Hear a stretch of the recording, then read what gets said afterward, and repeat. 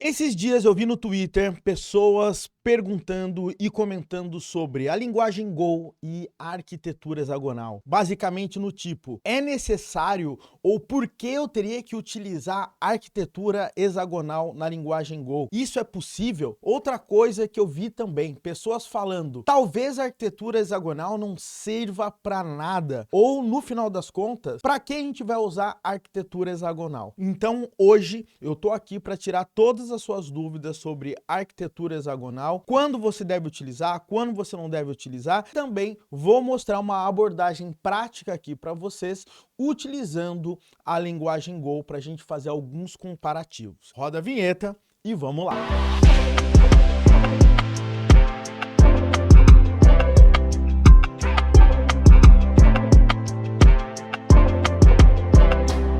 Olá pessoal, tudo bem? Seja muito bem-vindo, muito bem-vinda a mais um vídeo aqui no canal Full Cycle. Meu nome é Wesley e primeiramente eu já gostaria de pedir para você dar um like nesse vídeo, se inscrever no canal se você quer receber e ser notificado de vídeos top aqui que nem esse, tá? O nosso assunto hoje é arquitetura hexagonal e eu quero tirar algumas dúvidas para vocês em relação a esse tipo de assunto, tá? Porque realmente acaba sendo um pouco complexo e às vezes as pessoas se perguntam, nossa, mas será que tudo isso vale a pena?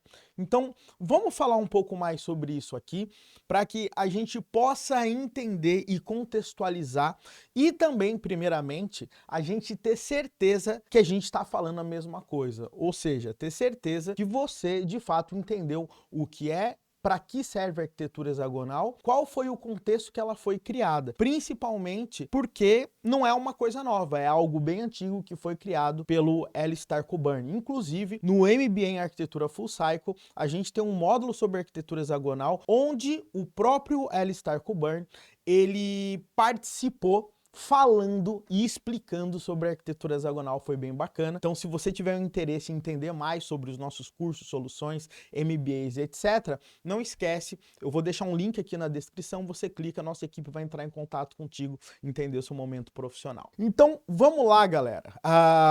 Eu vou pegar aqui a minha tela e vamos falar primeiramente sobre a arquitetura hexagonal. Bom, pessoal, o negócio é o seguinte, tá? Esse aqui, depois eu posso até deixar o link para vocês, é o paper original, tá? Que foi criado pelo Alistair Cockburn, tá? Então, aqui foi quando ele falou sobre a arquitetura hexagonal, a motivação de tudo isso, tá? E talvez o porquê você queira utilizar ou não isso aqui, tá? Só para você ter uma ideia, se eu não me engano, esse post aqui, tá? Deixa eu pegar aqui a data, porque é bem longo aqui tudo que ele colocou. Esse cara aqui foi criado, tá? Em 4 de janeiro de 2005, tá? Então é só para vocês entenderem o contexto. Mas vamos lá, pessoal. Eu vou pegar a primeira imagem, tá? Que o Alistair, ele colocou aqui dizendo o que é arquitetura hexagonal. Primeira coisa é o seguinte, é importante você entender que a arquitetura hexagonal e Ports and Adapter, a gente está falando da mesma coisa, tá? O grande ponto aqui, se você perceber, o que ele está querendo dizer aqui é que a arquitetura hexagonal é uma forma inteligente de você conseguir setar as fronteiras da sua aplicação. O que que isso significa? Você protege o miolo, né? Você protege a sua aplicação de mudanças externas. Então você cria diversos adaptadores e esses adaptadores, eles possibilitam que as chamadas externas ou o consumo externo pode ser mudado ao longo do tempo sem que você precise mudar o coração da sua aplicação. É simples assim. Tá? Ou seja, a arquitetura hexagonal separa as fronteiras da sua aplicação. Wesley, mas será que isso faz sentido? Galera, faz sentido sim, tá? Por que que eu vou dizer? Se você está criando um script que você vai usar hoje, jogar fora, ou criar programas muito simples ali de forma geral, talvez utilizar isso seja besteira realmente. Tá? Agora, o grande problema que você tem que entender quando a gente está falando em arquitetura de software é que você cria softwares para eles durarem décadas, tá? E qual a única forma tá? Que na minha opinião, você tem que levar em consideração quando você vai trabalhar com softwares que vão ser feitos para durar muito tempo. Você tem que pensar na evolução desse software e ter certeza que a única coisa que vai acontecer é que esse cara vai mudar. Tá? Agora, uma das coisas que você vai perceber é que conforme o tempo passa, o núcleo do software normalmente ele fica mais sólido. As principais regras, as coisas que estão enraizadas nesse software, elas têm muito mais estabilidade. E o que tem menos estabilidade? Normalmente são o consumo externo, tá? E o que consome esse software. Vamos dar um exemplo. Há muito tempo atrás, a gente ouvia falar muito em SOAP. Depois a gente começou a ouvir muito falar em REST. Depois a gente começou muito a ouvir falar em GraphQL. Depois a gente começou muito a ouvir falar em gRPC, tá? Agora, imagina que para cada evolução, para cada forma de comunicação que você vai disponibilizar no seu software, você vai precisar mudar, tá? O comportamento da sua aplicação. Você vai ter que mexer no meio da sua aplicação para começar a aceitar esses outros tipos de adaptadores. Então, o que acontece? A arquitetura hexagonal, ela faz o quê? Ela cria adaptadores, tá? Ela cria interfaces para que, quando você muda o meio de comunicação, você não precisa mudar em nada basicamente o código. Você apenas adiciona mais um cara ali para você conseguir trabalhar. Da mesma forma que a sua aplicação, eventualmente hoje, está utilizando um banco de dados. Depois, amanhã, a sua aplicação, às vezes, ela tem que trocar esse banco de dados. Nossa, eu nunca vi ninguém trocar banco de dados de aplicação. Galera, eu já vi. E ultimamente tem trocado muito sim. Mas não é só banco de dados. Às vezes, a API da pessoa mudou, né, do que você vai consumir. Às vezes agora você precisa consumir via GraphQL, agora você precisa utilizar flat buffers, você precisa utilizar protocol buffers. Se cada dessas mudanças você tiver que sair mexendo no núcleo da sua aplicação, você está bem enrolado, tá? Então a primeira coisa que eu quero deixar claro aqui para vocês é o seguinte: a arquitetura hexagonal, ela não tem nada a ver com a linguagem de programação. A arquitetura hexagonal, ela não tem nada a ver com o paradigma de programação. Não interessa se você está trabalhando de forma procedural, não interessa se você está trabalhando com orientação a objetos, não interessa se você está trabalhando com funcional, não interessa se você está trabalhando no go way de desenvolver as coisas. O que é importante você tem que entender é saber que a aplicação, ela tende a mudar os meios de consumo e as suas fronteiras ao longo do tempo, tá? Então, hoje, quando você quer criar uma aplicação e você sabe que essa aplicação ela vai continuar evoluindo, você não vai criar essa aplicação num formato de um script com um único arquivo para resolver tudo aquilo que você quer. Você pode até fazer, mas você saiba que o seu trabalho de manter isso vai ser muito grande, tá? Você vai criar as coisas mais rapidamente, mas ao longo prazo o que vai acontecer? Você vai ter um prazo muito maior, uma dificuldade muito maior de manter esse software, tá? E isso está muito mais que provado que ao longo do tempo a sua ineficiência em alterar, em adicionar novas features, ela fica totalmente comprometida, tá? Então isso aí é um ponto importante para você entender, tá?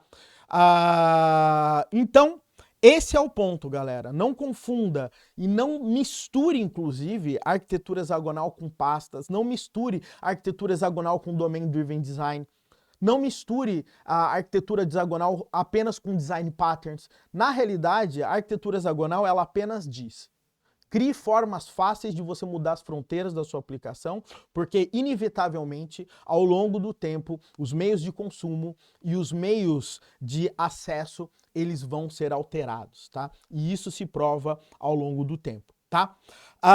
Eu criei aqui um exemplo muito, mas muito simples aqui, do que poderia ser considerado um embrião de uma arquitetura hexagonal, e eu criei o mesmo exemplo fazendo tudo apenas num único arquivo com meia dúzia de linhas, tá? Então eu quero que vocês entendam as coisas aqui. Vamos lá. Eu vou aqui no meu Visual Studio Code e eu vou mostrar a seguinte aplicação aqui para você. Eu criei uma única aplicação que ela faz o quê? ela abre a conexão com o banco de dados, tá? Ela cria um endpoint HTTP, tá? Ela faz um cálculo de taxa aqui com uma fórmula maluca, onde eu passo um valor. Esse 10, esse 0.1, eventualmente, poderia estar vindo da request HTTP, tá? Eu poderia estar consumindo. Aí eu dou um insert no banco de dados, se eu tiver algum erro, eu dou um internal server error, se não, aqui eu dou um status ok e subo o servidor. O que eu tô falando é que eu criei aqui com 20 linhas, tá? Uma aplicação que consegue ter um endpoint com a API, que consegue gravar os dados no banco de dados, que tem aqui uma regra de negócio e eu simplesmente estou trabalhando. Legal? Agora, tá errada essa aplicação? Não tá errada essa aplicação, tá? Essa aplicação, ela funciona. Legal? O grande ponto é que isso aqui que a gente está vendo, ao longo do tempo, é completamente insustentável, tá? E eu vou dar alguns exemplos do porquê.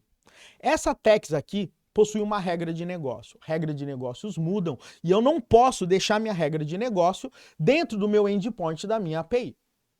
Outra coisa aqui também importante para você saber é que o meu SQL aqui também está aqui dentro.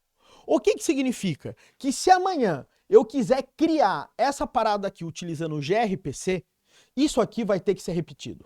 Acabou, tá? Se amanhã eu quiser fazer isso com GraphQL, isso aqui também vai ser repetido. O que que eu vou fazer, e você já vai começar a perceber, é que você vai começar a criar naturalmente funções para que isso aqui tenha reuso. Tá? E se isso aqui vai ter um reuso mais fácil, o que que vai acontecer? Quando você trabalhar com GraphQL, quando você trabalhar com gRPC, você vai jogar isso aqui naqueles pontos. Para você fazer isso, você vai começar a entender que para boas práticas, você vai utilizar, tá, adaptadores para que toda vez que chegar uma chamada independente do canal, você consiga executar a mesma regra de negócio aqui para você. Legal? Então aqui já é muito claro que durante o tempo isso é insustentável, tá? E o que acontece aqui é uma decisão que você vai ter que tomar, tá? Qual é a decisão? Esse software ele vai ficar assim? Ele vai durar pouco tempo? É um script que eu estou fazendo para resolver alguma coisa? Beleza, tá funcionando, sobe e acabou, tá? Agora, meu amigo, você vai criar um RP, você vai criar uma parada que tem um monte de CRUD com regra de negócio. Você vai criar uma forma onde você vai abrir uma API, que você vai criar contratos externos, que você vai ter que criar e versionar essa API ao longo do tempo. Cara, isso aqui eu acredito que é óbvio para qualquer desenvolvedor que isso aqui não vai funcionar. O que que vai funcionar nesse caso? É um projeto arquitetural. E esse projeto arquitetural não necessariamente precisa utilizar a arquitetura hexagonal, mas naturalmente, na cabeça de qualquer desenvolvedor hoje, tá? O que que você vai fazer? Você vai separar responsabilidades do que é a sua aplicação e do que está chegando. E isso, no final das contas, é o quê? É a bendita arquitetura hexagonal. Simples assim, tá? Eu vou dar um exemplo aqui de a mesma implementação, tá? Aqui tá. Galera, eu criei isso aqui em 5 minutos, tá? Eu vou pedir, vamos dizer, uma licença poética na forma como eu criei as coisas aqui. Eu vou mostrar esse mesmo código, vamos dizer aqui, utilizando uma arquitetura hexagonal, tá? Então o que acontece? Criei uma pasta interna com 3 arquivinhos. Um de banco de dados. Esse arquivo de banco de dados, eu tenho uma interface chamada TextDB. Por que que eu tenho uma interface aqui? Porque isso aqui me permite eu conseguir utilizar múltiplos bancos de dados. E não vai doer nada na minha vida criar uma interface aqui. O que que eu estou fazendo agora aqui? Criei uma struct, recebendo uma conexão com um banco de dados, implementei essa minha interface dando um save e gravando os dados no banco de dados. Doeu fazer isso, galera? Fala a verdade, não doeu fazer isso, tá? Isso aqui me possibilita trabalhar com diversos tipos de banco de dados com uma facilidade muito grande. Basta aqui eu implementar essa interface e acabou. Ok? E isso que eu fiz aqui não tem nada a ver necessariamente com padrão de repository, por exemplo, tá? Então, isso aqui é um ponto importante que eu quero que vocês consigam entender. Outra coisa que eu fiz aqui, text.go. O que eu fiz? Eu peguei uma text, coloquei um ID, coloquei um float, ou seja, isso aqui é o coração da minha aplicação. Ou seja, aqui eu dou um calculate e eu consigo ter a minha regra de negócio que vai servir o meu problema. Legal? Ou seja, isso aqui é domínio da minha aplicação. Isso é o coração da minha aplicação, que é independente de banco de dados, conexões externas ou qualquer coisa. A minha regra é essa aqui, tá? Text Service, o que ele faz? Ele orquestra a minha regra de negócio que eu coloquei aqui em cima. Ou seja, ele recebe uma nova text, cria a text, calcula a text de acordo com o valor que veio e salva no banco de dados. Ou seja, esse cara orquestra a minha aplicação. Ou seja, ele pega as minhas regras de domínio, que não tem conhecimento desse meu service, e aplica tudo isso, né? Então, se você perceber, isso aqui é muito mais o núcleo dessa aplicação.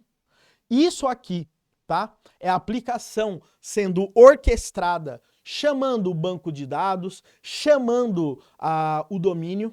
Se você perceber aqui, inclusive, tudo aqui vai ficar mais simples para eu trabalhar, tá? Então não tem isso. Se você perceber aqui, o segredo, inclusive, desse text service tá aqui nesse DB com TextDB. Por quê? Porque esse TextDB é a minha interface, tá? Que eu tô implementando. E se é a minha interface, eu poderia utilizar qualquer tipo de banco de dados, tá? Então isso aí é um ponto simples de você entender. E por último, aqui é um adaptador de recebimento de chamadas HTTP. Eu poderia ter esse web utilizando o gRPC, eu poderia ter isso utilizando o GraphQL, eu poderia ter isso utilizando diversos outros formatos, tá? Via SOAP, via XML, etc, etc. O que eu fiz aqui? Passei o meu service e criei meu handler que vai fazer o meu cálculo e acabou, tá? Então, isso aqui, galera, simplesmente faz o quê? Que eu consiga separar minhas responsabilidades, que ao longo do tempo eu consiga colocar outros caras aqui que não sejam que não sejam HTTP, chamadas REST ou qualquer coisa desse tipo, e que de forma geral vai facilitar a minha vida na evolução do software, tá? E quando eu tiver na minha aplicação, o que a minha aplicação ela vai fazer? Abrir a conexão, tá? Instanciar o meu TextDB, instanciar meu service, instanciar a minha aplicação web, utilizei um roteador aqui HTTP, passando o meu handler e subi meu servidor. Galera, se você perceber, tá? Isso aqui que a gente acabou de criar faz exatamente a mesma coisa, tá? Que a gente fez naquela aplicação aqui, extremamente simples de 20 linhas. A diferença é que a aplicação número 2, ela tende a estar muito mais preparada com mudanças que vão acontecer ao longo do tempo. Desde mudanças internas de regras de negócio, desde mudanças de orquestração, desde mudanças de consumo de dados e desde mudanças de recebimento de dados. Então você roda de forma multiprotocol, você pode trabalhar com múltiplos bancos de dados, você pode trabalhar ali e protegendo a sua regra de negócio de tudo isso, tá? A arquitetura hexagonal, galera, não passa disso. Qualquer coisa além disso são outras implementações e patterns que você coloca simplesmente para quê? Para te ajudar a abstrair ainda mais. Agora, o que você tem que tomar cuidado é ter um over-engineer. Por quê? Quando você abstrai demais, o seu software ele fica com uma complexidade muito maior, o seu software aumenta muito a curva de aprendizagem para os próximos desenvolvedores que vão chegar, e o seu software, como ele fica extremamente abstrato, o que acontece? Ao longo do tempo, da mesma forma que criar um software extremamente amarrado, ao longo do tempo, esse software extremamente abstrato, o que vai acontecer? Ele também vai ter uma grande dificuldade de evolução. Então, o que eu acredito é que todo arquiteto de software, o que ele tem que prezar? Ele tem que entender que em momentos e em pedaços da aplicação, ele precisa ter uma arquitetura um pouco mais rebuscada, porque essa parte é crítica, é core da aplicação. Então eu quero proteger isso mais. Por outro lado, existem partes da aplicação que são menos críticas, tá? E essas partes menos críticas, você não precisa utilizar essa arquitetura mais rebuscada. O grande problema é que muitos desenvolvedores pensam nisso como 8 ou 80. Ou eu utilizo uma única arquitetura extremamente abstrata em toda a minha aplicação, ou eu faço tudo de uma forma extremamente acoplada. Agora, o grande desafio aqui é como que você consegue pegar uma aplicação que rode em cima de múltiplas arquiteturas e que, em momentos críticos, em locais críticos da sua aplicação, você consiga trabalhar com uma arquitetura mais protetiva. Em outras partes da sua aplicação, você consegue trabalhar com uma arquitetura muito mais simples, tá? Então não é porque você tem uma única aplicação que você vai ter apenas uma única forma engessada de organização e de arquitetar as suas partes e os seus momentos ao longo do tempo, tá? Então pensa muito nisso. Eu gostaria que você, tá, olhasse e pesquisasse mais sobre middle out. O que é middle out? Você, no meio da aplicação, que é onde você mais precisa proteger, você protege, e na periferia, né, quer dizer, nas pontas da aplicação, ou até mesmo em partes mais simples. Imagina, você tem um monte de CRUD sem regra de negócio. Você não vai criar 1 trilhão de arquivos por conta de um CRUD. Mas tem locais da aplicação que é tão crítico que você vai querer desacoplar essa parada. Então pense em middle out, tá? Onde o cerne, a parte mais importante da aplicação, você consegue criar arquiteturas mais protetivas e em momentos, em outros pedaços da aplicação, uma arquitetura mais simples. Você pode trabalhar de uma forma mais híbrida, tá? O que a gente tem que entender é que programação não tem uma bala de prata.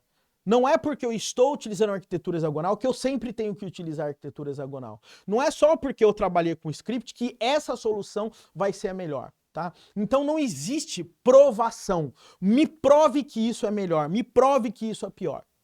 Essa pergunta, na realidade, ela não deve ser feita. O que deve ser feito é o que eu preciso resolver, como eu vou resolver, qual é o contexto, quanto tempo esse negócio vai rodar, esse negócio tende a evoluir, quais são os recursos que eu tenho, quais são as restrições de negócio, quais são as restrições financeiras, porque a partir disso você vai conseguir elaborar uma arquitetura que não fique tão complexo para a evolução, mas também não fique tão acoplado para criar aplicação em momentos de uma forma mais rápida, de uma forma mais simples, tá? Então tome muito cuidado, galera, não fiquem presos a nomes, a arquiteturas, de falar o que é melhor, o que é pior, tá? A única coisa que você tem que pensar é que cada aplicação é única, cada aplicação tem um time, tem um chefe, tem uma área de produto, cada aplicação tem um tempo de vida, tem um orçamento, tem uma linguagem de programação, tá? Tem hardwares, tem restrições. E é assim que você cria uma aplicação, tá? Não é falando que eu vou criar uma aplicação, logo ela tem que usar essa arquitetura, tá bom? Galera, se você gostou desse bate-papo que eu tive aqui, você acha que isso fez sentido para você, eu gostaria que você comentasse aqui embaixo falando sobre como que você trabalha, qual tipo de arquitetura que você utiliza. Também, se você quer aprender mais comigo e com outros tutores que trabalham em grandes empresas junto da Full Cycle, tá? Tô deixando um link aqui na descrição, você clica, tá? A nossa equipe consegue entrar em contato contigo, entender seu momento profissional, tá? E conseguir trazer traçar uma carreira muito bacana com você para as soluções que a gente tem, beleza? Um grande abraço para você, tudo de bom, até o nosso próximo vídeo.